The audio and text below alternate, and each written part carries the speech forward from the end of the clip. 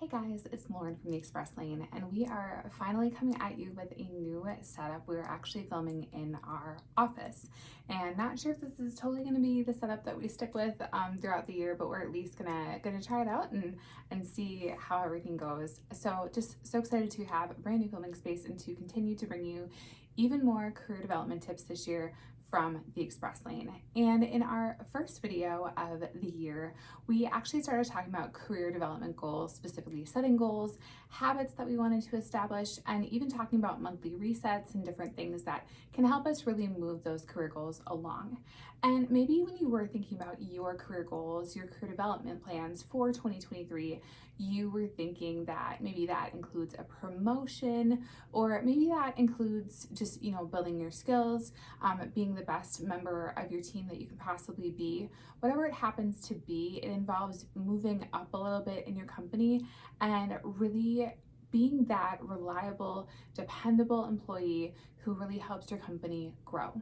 And when it comes to moving up in the workplace, one of the first steps is actually getting noticed by your superiors, getting noticed by your managers, getting noticed by your leadership team. And if you work remotely or if you are more on the shy side, that can be easier said than done. As much as it is about just putting in hard work, there is a little bit of a strategy behind it, and there are some things that you can do to help you get noticed at work. So we've actually compiled our top 8 tips, are different ways that you can get noticed at work by your leadership team, and we're gonna count them down right now. Now, I wanna kick off this list by saying that it's not necessarily always going to be the same as what's rewarded at each company. And so the first step really is to just figure out what is actually rewarded at your current company, or what is specifically rewarded by your current manager. So for example, some companies, if you come in early or you stay late, that is very much rewarded. I kind of think about some different movies I've seen where you have somebody that's literally still at the office at 9 o'clock at night working on something. And there is definitely, there can be some companies and definitely can be some bosses that do value that. But for every boss that does value that, there's another boss that really values you taking your breaks, or really values you taking your full lunch hour every day, or really values you sticking to that, 9 to 5 schedule. So because these bosses, they know that if you take your breaks, you're going to come back more refreshed, and you're going to come back ready to put in your all, for the second half of the day or whatever it happens to be. So really do pay attention to what kind of things leadership gives praise for, or even your manager gives praise for. These are really good things to note. And the good news is that there's usually a pattern. So if you pay attention to, what your boss takes note of, and you even pay attention to which coworkers are doing which things that are getting noticed by the manager, once you spot that pattern, you can start taking steps on your end to make sure that you're doing those things so you can get noticed as well. Now, the next item on our list is to expand your network within your current company. Now, this can mean going beyond just the people in your department. It can be networking with people who are on the same floor or on a different floor, even just people in general in the same office building, or even connecting with offices outside of that office building. And we are, very lucky with our franchise and the different offices that we work with within our franchise that we have regular get-togethers twice a year. For our marketing team, we go to some of these other offices to help take pictures and create content for those offices. So we really try to maximize those opportunities whenever we're around other offices, to just spend as much time as we can getting to know these people and grow our network outside. And it might even start, honestly, even within your department, if you have a larger scale department and you don't know everybody in your department. So maybe this looks like inviting somebody in your department, out to lunch randomly. Or maybe if you're already planning to make a run to the coffee shop, maybe you ask a coworker that you don't connect with that often, hey, what kind of coffee do you want? I'm gonna go make a coffee run. These are tiny little gestures that can make a big difference when it comes to getting to know the people within your company. Another way to grow your network is simply to attend company events. Now, whether this is a weekly happy hour, a standing happy hour that your department has every single week, make an effort to go. It doesn't have to be every week, but try for once a month, if you can make that happen. Maybe your company throws company picnics or they throw holiday parties.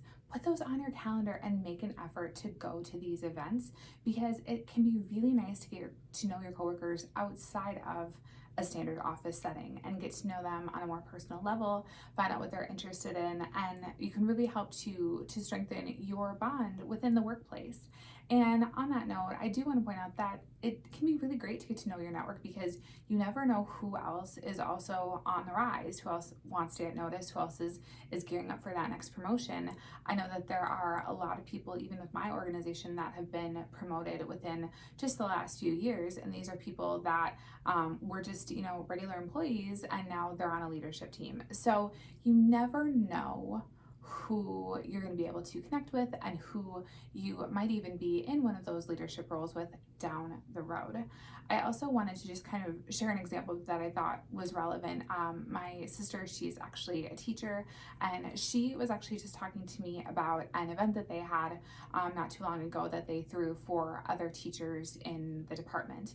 And the people that were sort of chairing the event, they really went out of their way to find out from their other teachers what time worked to hold this event, what time of year was best, whether it was a Friday night or whatever time it happened to be. Was there a specific location that worked better for other teachers? So if your company does, or your school does, your organization does, whatever it happens to be, if they do have these standing events or even every once in a while company events, understand that a lot of time, a lot of effort goes into planning these events, and whoever is throwing the event really wants to make it special and wants to make it a place where people want to come and they want to hang out. So even consider, maybe if you already attend these events on the regular, maybe you volunteer to coordinate an event or be on the committee that coordinates these events. That would be another way that you could step up and show that you really are committed to growing your relationships within your company. And while we're talking about coworkers, let's talk about spotlighting that fantastic team that you are part of, because there's a lot to be said about focusing on the overall success of your team rather than focusing on your own personal successes.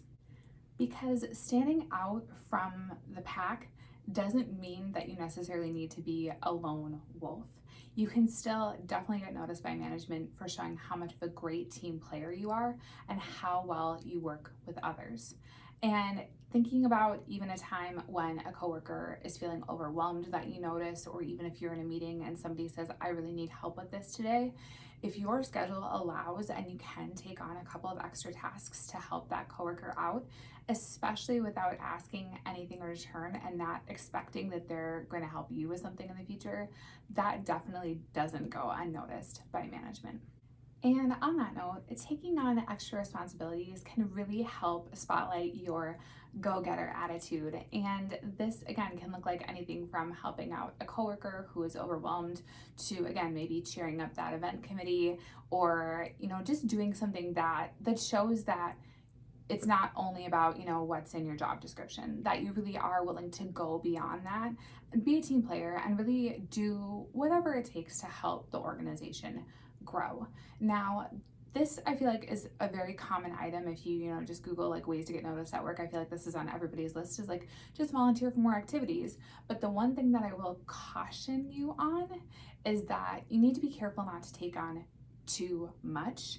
And I guess I speak this from a place of experience, because I definitely have had times in my career where I've probably bit off a little bit more than I can chew, or maybe overcommitted myself to things and got a little stressed out in the process. And the problem with going above and beyond and volunteering for all these different things is that it can be great until your core job duties start suffering. So make sure that whatever you do volunteer to help out with, whatever extra responsibilities you take on, make sure that you can still do your core job well. Because if you're not able to do your core job well, that's going to get you noticed for the wrong reasons, even if you are, adding all these extra things onto your plate. So definitely something to keep aware of. And I would say too that if you are going to volunteer to be on, say a committee, or volunteering to take on an extra task every single week, make sure it's something that you're excited about and passionate about, something new that you want to learn, or something that you can add to your resume, help grow your skills. Make sure it's something that you are excited about, because that will help you stay committed to that, but that will also make sure that you're not taking on all these other things that you're really not super excited about. And I feel like one of the most important items on this list is to really just develop a growth mindset, and specifically ways that you can grow at your current company. Now, a lot of times we talk about career development and learning general skills that could help you whether you move from this job to another job. But for this particular item, we are talking about items that will help you grow at your current company, and even ways that you can help your current company itself grow and expand. So this could look something like, taking some classes on the weekends, or this could look like reading industry specific articles. There are a lot of different ways that you can really kind of develop that growth mindset. And I would say that it's definitely better to go in with an expert mentality. Go in saying, I'm going to be the expert in this specific area, rather than saying my goal is to learn a little bit about all the different areas of the company and be more of, a generalist, if you will. Because if you have that niche, that area where you are the expert, people will take notice of that, and they will come to you anytime they have a question about that particular niche that you've chosen. Staying up to date on your industry as a whole, whether that is through podcasts or reading articles, whether that is, newsletters that you receive right to your inbox at work, whatever it happens to be, staying on top of what else is going on in the industry, what your competitors are doing, that can also be valuable knowledge that you can come back and share with your company. And the last way that I want to talk about growth mindset is maybe a little bit unexpected, but that is really to be open to constructive criticism. Now, feedback is hard. A lot of people struggle with feedback, but if we can look at the feedback that we receive as an idea and a way for us to grow, we can be like, oh, I didn't really realize that was something that I was necessarily doing wrong. Or maybe you're thinking, oh, yep, I already know that this is something I'm going to work on. Here's my extra motivation to work on it. Approaching that feedback and then using that to create a growth plan and a growth mindset can be a great place to start. The next item on our list is developing a no excuses mentality. And my team will be the first one to say that I do this. I really don't care for excuses.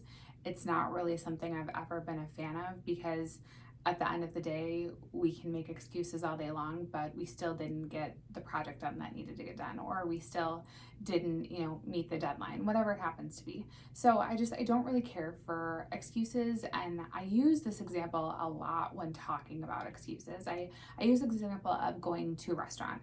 Now, if you go out to a restaurant and you put in your order, obviously the waiter takes the order back, the chef makes the food, the waiter brings the food out, and the food is wrong, your order is wrong, whether it's missing something that should have been included in it, or whether maybe it's just the wrong plate as a whole. You're now sitting there at the table about to pay money for something that is incorrect. And for me, it doesn't really matter to me that the waiter is having a bad day, and maybe he wrote the order down wrong, or maybe the chef is having a bad day and the chef mixed the order up or forgot to include something, or maybe the waiter brought you the wrong plate. And at the end of the day, the order's still wrong. And so for me, number one, it doesn't really matter who on the team dropped the ball. I very much have a we win together, we lose together mentality as a team. And I think that it's the same thing for a restaurant too. If somebody has a bad experience at a restaurant, they're not taking to the Google reviews and saying, I, couldn't stand this waiter was horrible, he messed up my order, or whatever it was. They're only going to badmouth the restaurant as a whole and say, don't go to this restaurant, they don't get your order right. So it's really important, I think, to have sort of a team mentality, and really to understand that it's not that blaming someone isn't going to get you ahead if that's what you choose to use as your excuse. But I think to, again, not saying I'm having a bad day, that's why your order got messed up, or I was fighting with my significant other, or I got a speeding ticket on the way to work, or whatever it happens to be, because at the end of the day, your order is still wrong. And for me personally, I don't really even need an I'm sorry that your order is wrong. Like, that's not even really that important to me. What's more important to me is just what are you going to do to fix it? So whether that is a comped meal, whether that is just to correct the meal, whether that's a gift card to the restaurant, whatever it happens to be, what's going to be done to fix it? And just say, yep, your order got messed up. These are the steps that we're taking. I think that goes a long way, especially in terms of just ownership, owning the mistake. We talk about, owning your accomplishments and your wins and being so proud of the things that go right at work. But I think it's also just as important to really own the things that go wrong at work. And if you do make a mistake, take the steps to correct it. Don't just go in with like, I'm going to now apologize for this. Go in with a plan of what am I going to do to make it right. And I think along those lines too, it also comes with establishing deadlines for things. And if somebody comes to you and asks you to help them out with a project or assigns a task to your department, setting a realistic deadline. And then if you know that you are not going to hit that deadline, you probably know ahead of time, you can then go back to that manager of that other department and say, hey, these are the delays. This is the adjusted timeline. This is what we're doing to get this completed. I think there's something about just managing the expectations right up front so that people know what's going on. And I think you can even tie this back to the restaurant analogy too, I guess, is that, if you walk into a restaurant and you can see that there's only, one hostess and one server that is frantically running around the restaurant and taking orders and doing everything themselves, I'm right there going to adjust my expectations and know that it's probably going to take a little bit to get my food, and that this, waiter is doing everything they can, that they probably had people that call in sick or they were short-staffed that day or whatever it happens to be.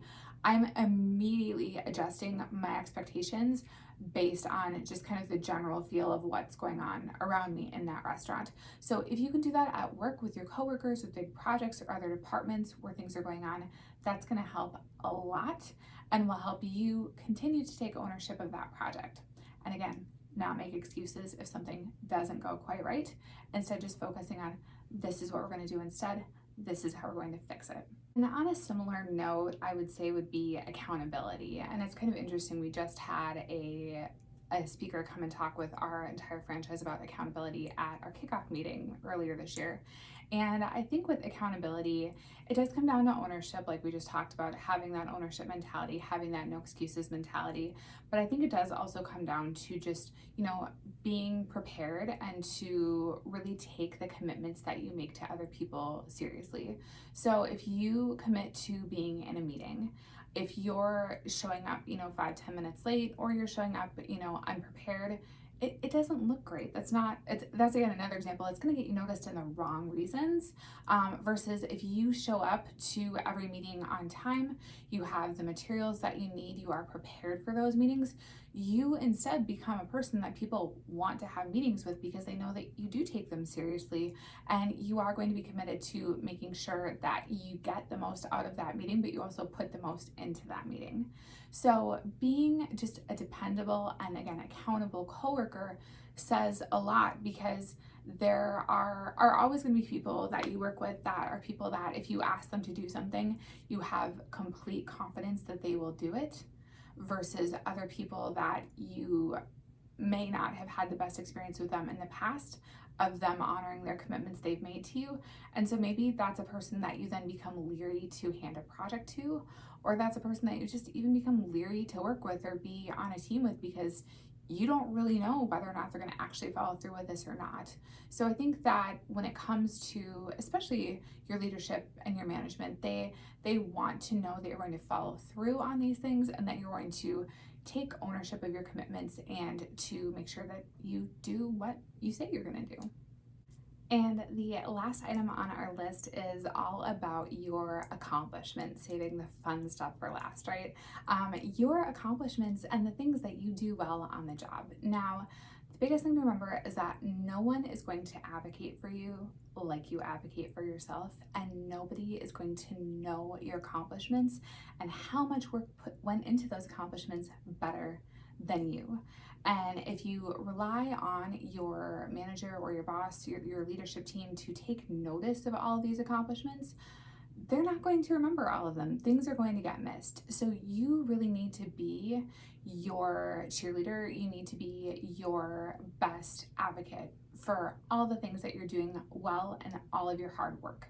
And what I would recommend doing is to keep sort of build your own portfolio, and however you happen to do that, maybe it's folders in your email, maybe it's a folder just on the server at work, whatever it happens to be. Keep track of those accomplishments, whether that is an award you won, whether that is a project that went really well and resulted in a big sale for the company, whether that is a client compliment or a coworker compliment, and even just a project that you led or a new responsibility that you were given. Keep just a running list, a running folder, whatever it happens to be, of all of these different accomplishments throughout the year. Because when it comes to annual reviews, a lot happens in a year, and it's going to be really easy for you to forget about a really awesome accomplishment that you had in January, February by the time that, December rolls around and you are prepping for your review. And once you actually have all this information together, what you're going to want to do is you're going to want to actually show it to your boss or your manager. And I'm not talking about like sitting down and scheduling a 1 hour meeting and literally bringing your binder in and going, here's everything I did well this year. No, that's not what I'm talking about. What I'm talking about instead is if you have a standing one-on-one with your manager, or even if you meet with your manager once a month, bring a couple of the items that are in this binder and show those to your manager. Talk your manager through those accomplishments. Well, that wraps up our list. Which of these ways do you already use to get noticed on the job? And what are a few takeaways from this video that you plan to implement in your role at your company? Let us know in the comment box below. We'll see you back here next Wednesday, where we bring you even more tips to help you get your career in the express lane.